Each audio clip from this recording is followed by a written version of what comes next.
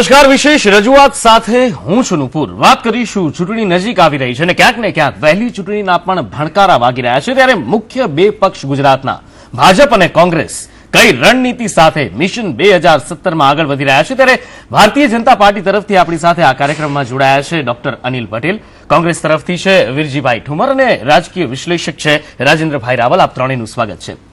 આપની સાથે ચર્ચા કરીએ પહેલા એક મહત્વના મુદ્દા ઉપર જો નજર કરીએ તો વિધાનસભાની ચૂંટણીની તડામાર તૈયારીઓ તો અત્યારથી શરૂ થઈ ગઈ છે અને બંને પક્ષો પણ આને લઈને સજ્જ બની ગયા છે.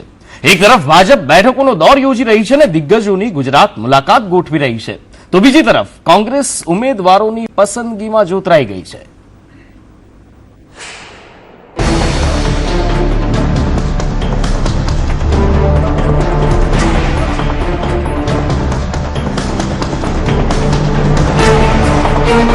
ગુજરાત વિધાનસભાની ચૂંટણી વહેલી થાય તેવા એંધાણ વર્તાઈ રહ્યા છે અને તેને જોતા રાજકીય પક્ષો ચૂંટણીની તૈયારીમાં લાગી ગયા છે. ભાજપમાં બેઠકોનો દોર શરૂ થઈ ગયો છે. ભાજપના પ્રદેશ હોદ્દેદારોની 30 માર્ચે કમલમ ખાતે બેઠક યોજાશે. આ બેઠકમાં ભાજપના રાષ્ટ્રીય અધ્યક્ષ અમિત શાહ પણ ઉપસ્થિત રહે તેવી સંભાવના છે. બેઠકમાં ભવિષ્યના કાર્યક્રમો અને રણનીતિ ઘડાવવાની શક્યતા છે. આ ઉપરાંત ગુજરાતમાં ઉમેદવારોની પસંદગીથી માંડી વહેલા ચૂંટણીઓ યોજવા અંગે પણ ચર્ચા થવાની સંભાવના છે.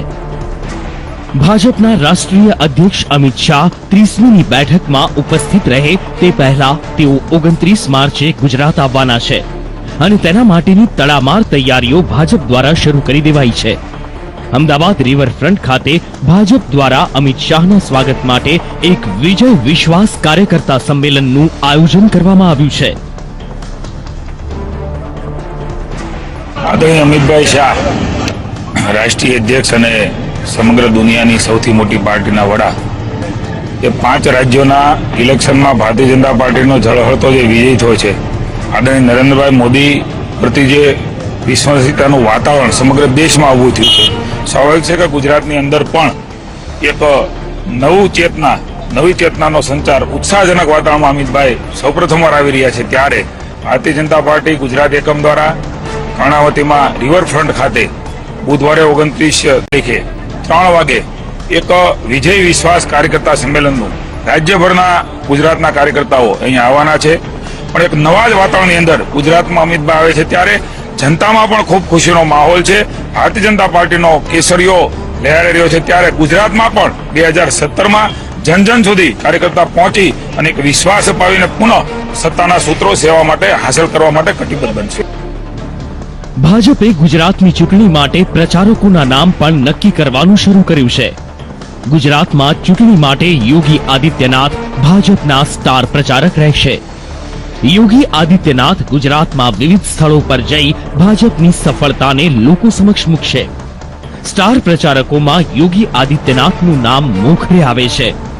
બીજી તરફ ગુજરાતના મુખ્યમંત્રી વિજય રૂપાણી કહે છે કે ભાજપ ગુજરાતમાં ચૂંટણી માટે સંપૂર્ણ રીતે તૈયાર છે અને અહીં ભગવું જ લહેરાશે. ઉત્તર પ્રદેશની ચૂંટણીમાં જે 350 બેઠક મળી છે, ગુજરાતમાં આત્મવિશ્વાસ કાર્યકર્તાનો વધ્યો છે અને કાર્યકર્તાએ નક્કી કર્યું છે કે ઉત્તર પ્રદેશમાં 350 તો ગુજરાતમાં 150. એ સંદર્ભે આખી વ્યવસ્થા, કાર્ય યોજના, કાર્યશૈલી આખી બનશે અને એના આધાર ઉપર આગામી ચૂંટણી અમે લોકો લડીશું. એટલે મેં પહેલા પણ કીધું છે, આ નિર્ણય પાર્ટીની શ્રેષ્ઠ મોવડી મંડળ લેશે. પણ ગુજરાતમાં ભારતીય જનતા પાર્ટી કાલ ચૂંટણી થાય તો તૈયાર છે. ડિસેમ્બરમાં પણ રૂટીન મુજબ આવે તો જરાય ચિંતા કરવાનું કારણ નથી. વાતાવરણ નરેન્દ્રભાઈના કારણે દિન પ્રતિદિન ઓર જામતું જાય છે. તો આ તરફ કોંગ્રેસે પણ ચૂંટણીની તૈયારીઓ આરંભી દીધી છે.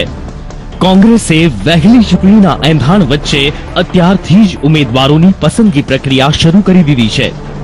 મંગળવારે સતત બીજા દિવસે કોંગ્રેસના ચૂંટણી લડવા ઈચ્છિત ઉમેદવારોને નિરીક્ષકોએ સાંભળ્યા હતા. બીજી તરફ કોંગ્રેસે પણ કહ્યું કે તે ચૂંટણી માટે સંપૂર્ણ સજ્જ છે. એટલું જ નહીં, કોંગ્રેસના નેતા શંકરસિંહ વાઘેલાએ સ્થાનિક સ્તરે ભાજપની નીતિઓ પર પ્રહાર કર્યા. સાથોસાથ ભાજપ જે હિન્દુત્વની વાત કરે છે તેને લઈને પણ ભાજપ પર બાપુએ પ્રહાર કર્યા. પરિવર્તનની લહેરમાં આ બધા મિત્રો પણ આ સરકાર જાય અને એમની કહી શકાય એવી કોંગ્રેસની સરકાર આવે એવો પ્રયત્ન સૌ સાથે મળીને કરે. રામના નામે પથરા કર્યા એમ જો આ ભાજપ કરવાનું હોય તો રામ મંદિર જીવતું રાખો, ગૌ હત્યાનો મુદ્દો જીવતો રાખો, હિન્દુ મુસલમાન મુદ્દો, કબ્રસ્તાન ને સ્મશાન, ઈદ અને દિવાળી આવા ભેદભાવ કરીને માનવતાને તોડવાનું જીવતું રાખો. જે હિન્દુઓ વીએસપી વાળા અથવા જે કઈ છે એમાં પાટીદાર બહેનો અને બાળકો ઉપર ગાળાગાળી અને 14 જેટલા પાટીદારો સહન થયા, બધાએ એમને આ હિન્દુઓને કોઈ નવરાશ નહીં મળી એમના પરિવારમાં જઈને આંસુ લૂસવાની. ભાજપ અને કોંગ્રેસ ચૂંટણીની તૈયારીઓ કરી રહ્યા છે, ત્યારે ભાજપ આ વખતે ચૂંટણીમાં હિન્દુત્વનો મુદ્દો લઈને ઉતરી રહ્યું હોય તેમ લાગે છે. ત્યારે કોંગ્રેસ પાસે આ વખતે કયો મુદ્દો છે અને ભાજપની હિન્દુત્વની રણનીતિ સામે કોંગ્રેસ પાસે કયો દાવ છે જે તે આ ચૂંટણીમાં રમી શકે છે. બીજી તરફ ઉત્તર પ્રદેશની જીતના ઉત્સાહને લઈને ભાજપ ઉતરી રહ્યું છે. કોંગ્રેસ તેની સામે કાર્યકરોમાં કયા મુદ્દે જુસ્સો ભરશે? 17 વર્ષની નિરાશા દૂર કરી સત્તા પર આવવા માટે કોંગ્રેસ કયા પગલાં લેશે? તે પ્રશ્નો સૌ માટે ઊભા થયા છે. ત્યારે મિશન 2017ની બંને પક્ષોની ખરેખર રણનીતિ શું છે તે મુદ્દો ચર્ચાઈ રહ્યો છે. બ્યુરો રિપોર્ટ, સંદેશ ન્યૂઝ.